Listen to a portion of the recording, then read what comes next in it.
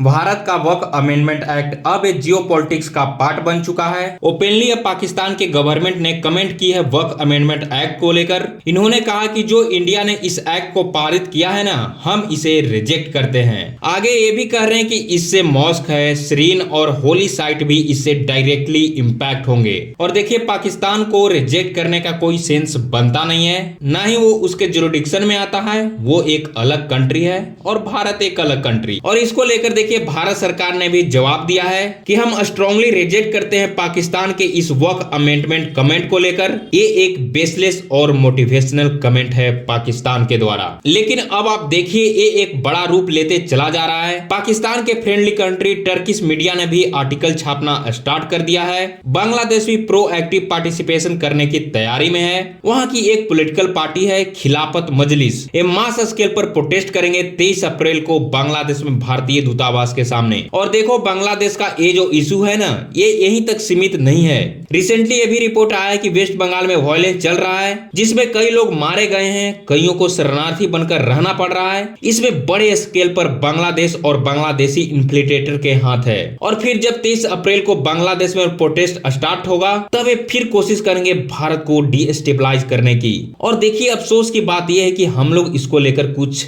नहीं कर रहे। महाराष्ट्र में भी हमने देखा कि वायलेंस हुआ, उसमें भी बांग्लादेश का एंगल सामने आया। सिमिलरली अब वेस्ट बंगाल में भी यही हो रहा है। तो एज ए इंडियन हमें कंसर्न होना चाहिए कि हमारी सिक्योरिटी एजेंसी लगातार फेल्ड होते जा रही है ऐसी घटना को रोकने में। हाँ, ऐसी घटना हो जाती है, फिर बस एंगल ढूंढते रह जाते हैं कि कौन से देश ने ऐसा करवाया, और फिर से हम सो जाते हैं बिना कोई एक्शन लिए। हमें अब जरूरत है स्ट्रांगली रिप्लाई देने की, ट्विटर पर नहीं, रियल में, वरना ये पिद्दी सा देश बार बार ऐसी हरकतें करता रहेगा।